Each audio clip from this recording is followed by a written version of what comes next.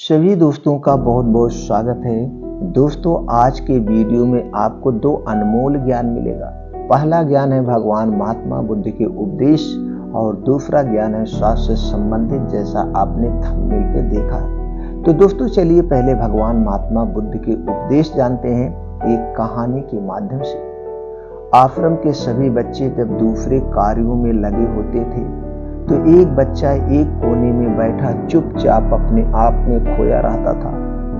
वो अक्सर किसी से ज्यादा बात नहीं करता था। आश्रम की सभी जिम्मेदारियां पूरी करने के बाद जहां सभी बच्चे पूरे दिन की घटनाओं की चर्चा करने लगते थे, वहीं पर वो शांत रहने वाला बच्चा एक बरगद के पेड़ के नीचे बैठकर ध्यान करने लगता था। सभी बच्चों को आश्चर्य होता था क्योंकि उसका कोई दोस्त नहीं था। वो अक्सर आश्रम में अकेला ही घूमता रहता था। यह देखकर उसके गुरु को बड़ी प्रसन्नता होती थी। उसे लगता था कि कोई तो है आश्रम में जो मौन यानी कि चुप रहने की ताकत को समझता है, उसके महत्व को समझता है। आश्रम के बारे में जब कोई जरूरी निर्णय लेना होता, उसकी राय जरूर लिया करते थे। लेकिन यही बात गुरुजी के एक दूसरे शिष्य को बड़ी खटकती थी, क्योंकि वो गुरुजी का प्रिय शिष्य बनना चाहता था। इसलिए वो गुरुजी के सामने दूसरे बच्चों के कार्यों में कुछ ना कुछ कमियां निकालता रहता था, जिससे गुरुजी उससे महान समझने लग जाए। अक्सर वो अपनी जिम्मेदारियां पूरी तरह से निभाने का दिखावा भी करता था, चाहे उससे कोई सलाह ना भी मांगे, लेकिन फिर भी वो उन्हें अपनी सलाह देता रहता था।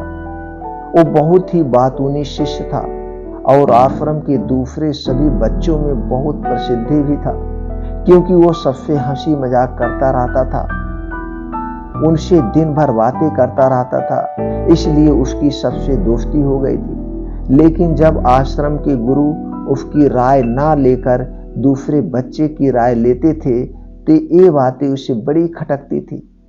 उसे ये लगता था कि वो उस दूसरे बच्चों से ज्यादा बुद्धिमान है। लेकिन गुरुजी फिर भी उसकी तरफदारी करते थे। ऐसा नहीं था कि गुरुजी को बातूनी शिष्य के स्वभाव के बारे में पता नहीं था, लेकिन गुरुजी उसे अपने तरीके से सीख देना चाहते थे, ताकि उसकी ज्यादा बोलने की आदत, दिखावा करने की आदत, दूसरों में कमियां निकालने की आदत हमेशा के लिए खत्म हो जाए और वो मौन रहकर ध्यान की गहराइयों में को छुपाए। असल में हर सच्चे गुरु की यही इच्छा होती है। वो किसी तरीके से उस बातूनी शिष्य को एहसास कराना चाहते थे कि चुप रहने से ही उसे असीम सत्य को जाना जा सकता है। उस विराट का एहसास चुप होकर ही किया जा सकता है। एक दिन गुरुजी को एक तरीका सूझा।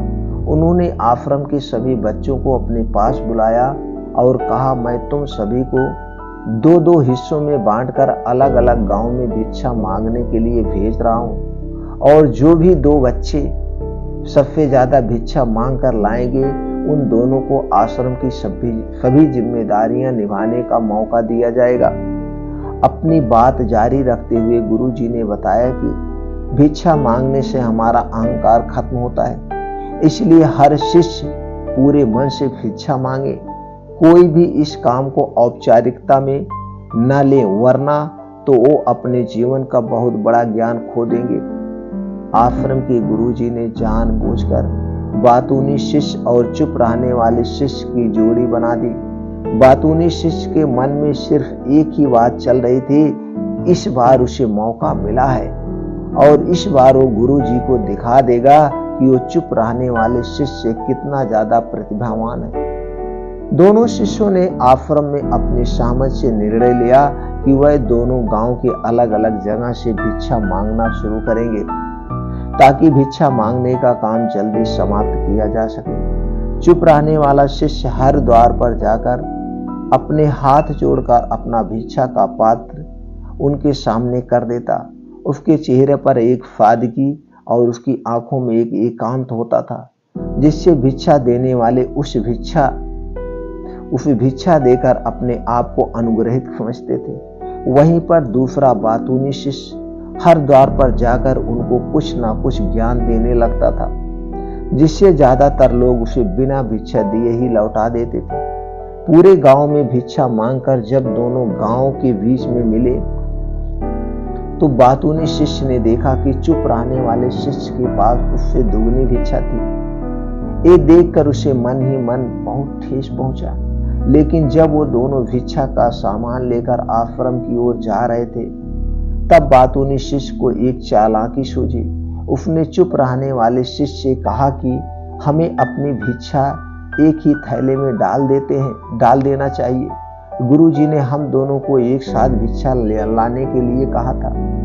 चुप रहने वाले शिष्य ने बिना कुछ बोले अपनी सारी भिक्षा उसके थैले में डाल दी। बातूनी शिष्य मन ही मन बहुत खुश हो रहा था कि अब गुरुजी को ये पता नहीं चलेगा कि ज्यादा भिक्षा हम में से किसने मांगी।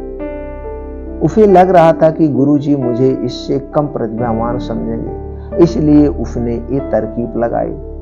सभी शिष्यों के आने के बाद संध्या के समय जब सभी की भिक्षा ली गई तो इन दोनों शिष्यों की भिक्षा सबसे ज्यादा निकली।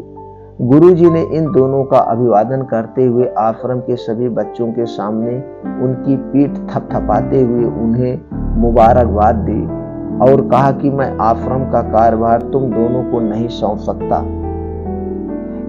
इससे आपसी मतभेद होने का खतरा रहता है, इसलिए तुम दोनों में से जो ज्यादा भिक्षा लेकर आया है, आश्रम की जिम्मेदारी उसे ही सौंपी जाएगी। जब उन्होंने उनसे पूछा कि तुम में से ज्यादा भिक्षा कौन मांग कर लाया था, तो बातूनी शिष्य ने कहा कि गुरुजी मैं इससे दुगनी भिक्षा मांग कर लाया था, लेकिन मुझसे गलती हो गई कि मैंने वो दोनों भिक्षा एक ही थैले में डाल ली। मुझे नहीं पता था कि आप ऐसा निर्णय लेने वाले हैं, वरना तो मैं अपनी भिक्षा का थैला अलग ही रखता। इस पर गुरुजी ने चुप रहने वाले शिष्य से पूछा कि क्या तुम इसके बाद बातों से सहमत हो? क्या तुम इससे कम भिक्षा लेकर आए थे? यह सुनकर चुप रहने वाले शिष्य ने कहा, गुरुजी मेरे पास ऐसा कोई साधन नहीं है जिससे मैं ये साबित कर पाऊं कि मैं इससे ज्यादा भिक्षा लेकर आया था। असल में उल्टा बोल रहा है, दुगनी भिक्षा मैं लेकर आया था, ये मुझसे आधी भिक्षा लेकर आया था, आधी भिक्षा, और इसी ने ही मुझसे भिक्षा एक थैले में डालने की बात कही थी।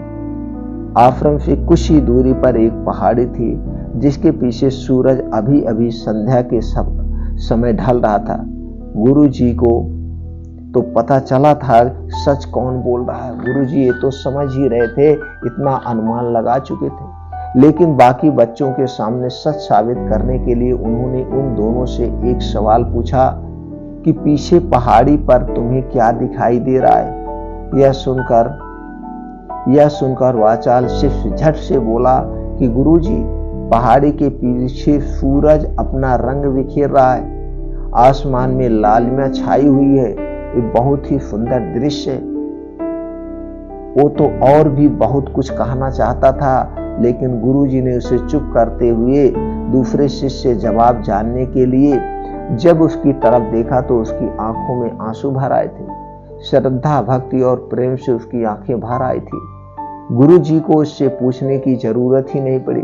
गुरुजी ने सभी बच्चों को संबोधित करते हुए कहा कि मैंने सवाल किया था कि पहाड़ी के पीछे तुम्हें क्या दिखाई दे रहा है। ज्यादातर लोगों को यही दिखाई देगा कि एक बहुत सुंदर दृश्य है, लेकिन मजे की बात यह है कि सुंदरता बोल कर नहीं बताई जा सकती है, उसे महसूस किया जा सकता है, और सामने वाला उस सुंदरता को आपकी आंखों में देख पाता है। चुप रहने वाले शिष्य की तरफ इशारा करते हुए गुरुजी ने कहा कि असल में सुंदरता इसी बच्चे ने देखी। दूसरे बच्चे ने सिर्फ सुंदरता की उप व्याख्या की है, लेकिन इसने वास्तविकता में उस सुंदरता को महसूस किया है। अपने आप को ऊंचा दिखाने की सभी कोशिशें नाकाम होते देख चालाक शिष्य वहीं पर फूट फूट कर रोने लगा। उसको चुप कराते हुए गुरुजी ने कहा कि बेटा, मुझे पहले से पता था कि तुम झूठ बोल रहे हो, लेकिन मैं तुम्हें उस झूठ का एहसास कराना चाहता था। सभी बच्चों को संबोधित करते हुए गुरुजी ने बताया कि शब्द जाल की तरह होते हैं। हमारे ज्यादा बोलने की वजह से बहुत सारी समस्याएं पैदा होती है। जब कोई आदमी एक बात को बढ़ा चढ़ाकर बोल देता है तो उसे सिद्ध करने के लिए वो शब्दों के जाल में फंसता चला जाता है और इसी वजह से अंतर्मुखी होने की बजाय वो बहुमुखी होता चला जाता है। वहीं पर जिस भी व्यक्ति को अपनी अंतर यात्रा करनी होती है उसे सबसे पहले चुप रहना सीखना होता है। जरूरत से ज्यादा बोलना या फिर हर वक्त बोलते ही रहना, ये सब हमारी अंतर यात्रा में बाधा बन जाती है। जब आप चुप रहने का अभ्यास करते हैं तो आप अपने साथ वक्त बिताने लगते हैं, जिससे कि आप अपने एकांत को जान पाते हैं। और एक बार अगर मन में एकांत स्थापित हो जाए तो आपकी आंखों में, आपके चेहरे पर वो सादगी, वो एकांत, वो अस्पष्टता की झलक सब कुछ सामने नजर आने लगता है। कुछ साबित करने को नहीं रह जाता है, कुछ बताने को नहीं रह जाता है, सब कुछ आंखों में देखा जा सकता है। चुप रहने वाले शिष्य की तरफ इशारा करते हुए गुरुजी ने कहा कि अभी जो दृश्य है इस बच्चे ने देखा है, वो ज्यादा बोलने वाला आदमी कभी नहीं देख पाएगा। वो अपने बुद्धि से तर्क वितर्क करता रहेगा कि उसे क्या क्या दिखाई दे रहा है, लेकिन उसमें से वो महसूस कुछ भी नहीं कर पाएगा। उसे दिखाई ही नहीं देगा जाएगा पहाड़, सूरज या फिर उसकी लालिमा, लेकिन उस सुंदरता को, उस विराट को, उस अद्भुत को वो कभी नहीं देख पाएगा। अगर चुप रहने की कला सीखनी है तो तुम्हें सबसे पहले एक बात ध्यान में रखनी होगी कि तुम्हें किसी को भी प्रभावित करने की कोशिश नहीं करनी चाहिए। ज्यादातर लोग इसी वजह से ज्यादा बोलते हैं क्योंकि वो दूसरों को प्रभावित करना चाहते हैं, अपने आप को साबित करना चाहते हैं और उस साबित करने के चक्कर में वो शब्दों के जाल में फंसते चले जाते हैं और धीरे धीरे वही उनकी आदत बन जाती है।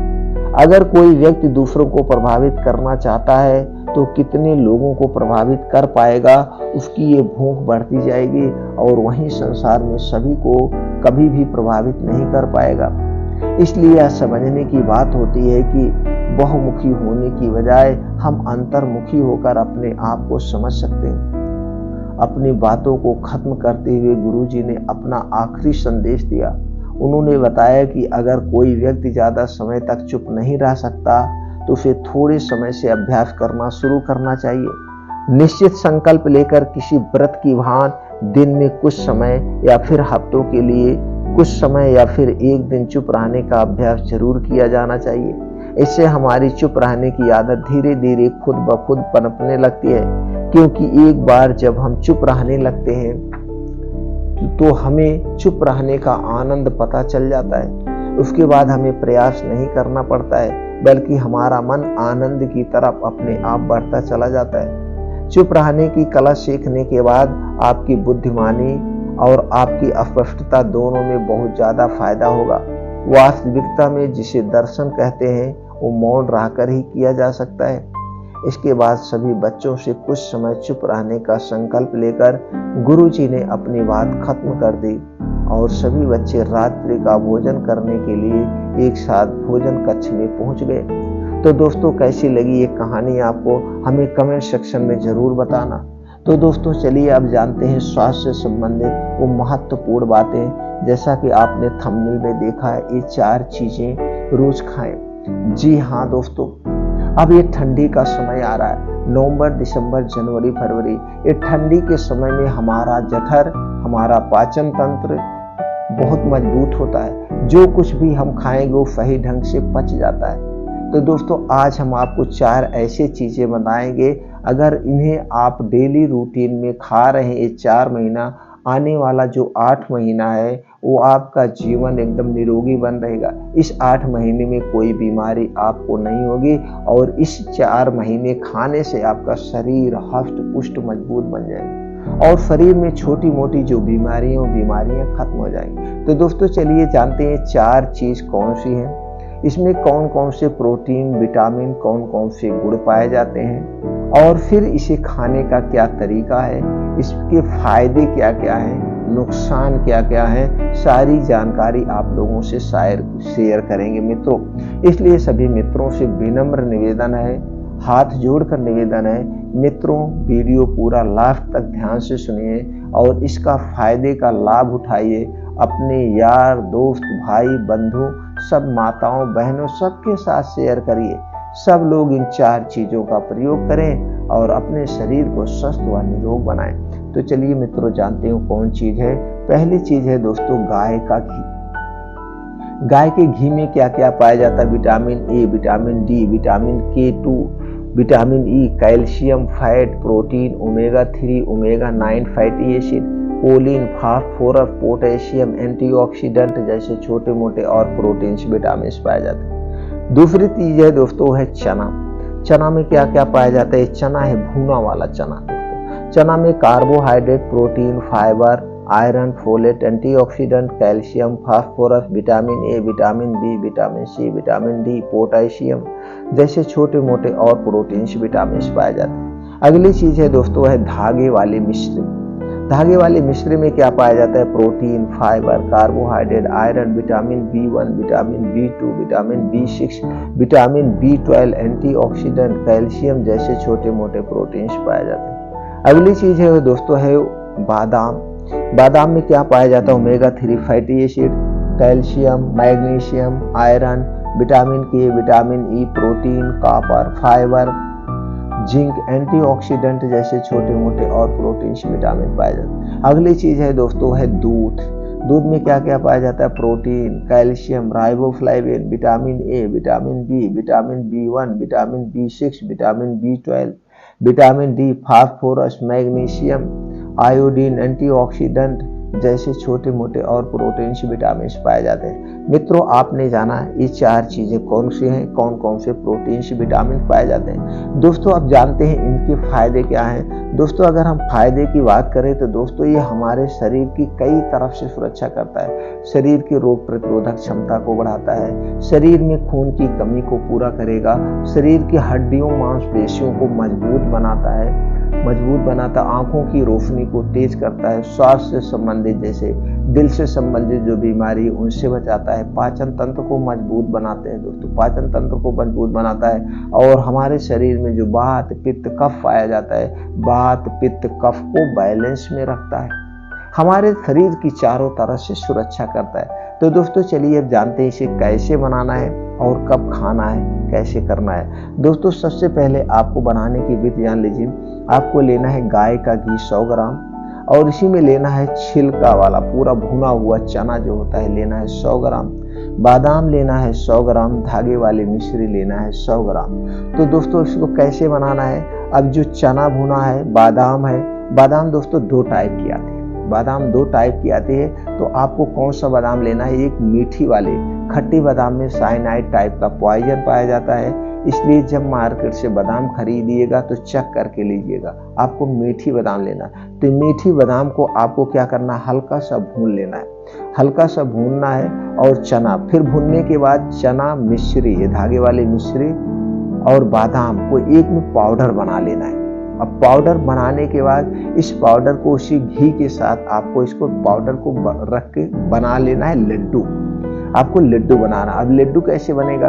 अब धागे वाले मिश्री को पहले गर्म करके माताएं बहनें जानती हैं शीरा बनाना है, शीरा बनाने के बाद उसे लड्डू बनाना है। अब इसी लड्डू को 1 गिलास दूध के साथ आपको लेना है। कब लेना है? 1 गिलास दूध के साथ इसे आपको खाना है। कब खाना है? सुबह शाम खा सकते हैं, नहीं तो रात में 1 लड्डू रोज खाइए। 1 लड्डू आप खाएंगे तो आपका शरीर हष्ट पुष्ट बन जाएगा। एक तो ये लड्डू हो गया। अब दूसरी चीज है दोस्तों आपका ये ले सकते हैं शाम को 5 से 6 बजे क्या लेना है? गाजर। दोस्तों आप जानते हैं गाजर सर्वगुण संपन्न है, प्रोटीन का खजाना है, आंखों की रोशनी बढ़ाता है, विटामिन ए का प्रमुख स्रोत है।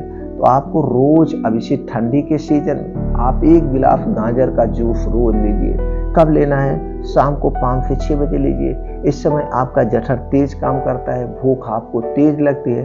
तो दोस्तों शाम को 5 से 6 बजे 1 गिलास गाजर का जूस जरूर आप पीजिए, आपको सारी बीमारियों की नाश कर देगा, आपके शरीर को हष्ट पुष्ट बना देगा। अगली चीज दोस्तों रोज सोते समय रोज सोते समय अगर आपको कब्ज की शिकायत है, आपको गैस एसिडिटी बनती है, आपका अगर पेट फूलता है, पेट फूलने की समस्या है, तो आपको त्रिफला चूर्ण लेना है। त्रिफला लेना है 1 चम्मच, और दूध लेना है गाय का शुद्ध दूध।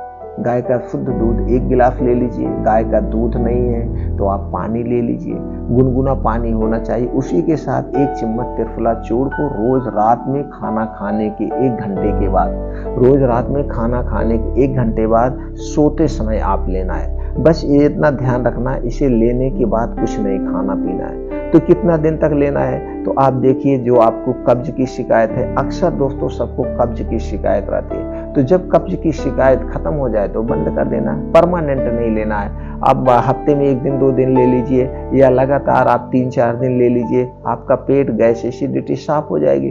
क्योंकि जब आपका पेट साफ रहेगा, पेट में गैस एसिडिटी नहीं बनेगी, तभी आपका शरीर स्वस्थ व निरोग रहेगा। तो शरीर को स्वस्थ व निरोग बनाने के लिए त्रिफला और दूध सबसे अच्छी चीज है दोस्तों, सबसे अच्छी चीज। अभी वात पित्त कफ, जो आपके शरीर में 3 दोष पाया जाता है, वात पित्त कफ को भी बैलेंस करता है, गैस एसिडिटी पेट फूलने की समस्या से भी राहत दिलाता है। तो दोस्तों आप इसका प्रयोग कर सकते हैं। तो 1 लड्डू खाइए और गाजर का जूस लीजिए। ठंडी में ये सारी चीजें आप खा करके अपने शरीर को स्वस्थ और निरोग बना सकते हैं। और दोस्तों लास्ट में जाते जाते एक चीज कहेंगे, एक चीज शेयर करेंगे, जो आपके शरीर में वात पित्त कफ 3 दोष पाया जाता है, ये 3 दोष को बढ़ाने वाली जो भी चीजें हैं, इन्हें आज से ही खाना बंद कर दीजिए। वात पित्त कफ क्या है, वात पित्त कफ को बढ़ाने वाली कौन सी चीजें हैं, इससे संबंधित चैनल पर बहुत सारे वीडियो पड़ी, वहां से आप देख सकते हैं। और दोस्तों अपने डेली रूटीन में आप 2 घंटे का समय अपने शरीर को स्वस्थ बनाने के लिए निकालिए।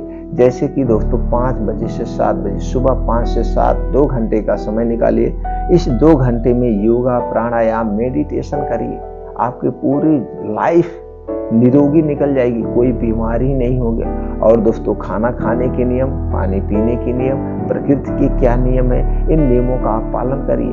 अब इन नियमों का कैसे करना है पालन, उससे संबंधित जानकारी चैनल पर पड़ी हुई है, आप वीडियो वो भी देख करके अपने ज्ञान को बढ़ा सकते हैं। दोस्तों ये हमारा शरीर बीमार हो, हमारा शरीर निरोग हो, हमारा शरीर स्वस्थ रहे, ये हमारे अपने हाथ में, ये हमारे अपने हाथ में।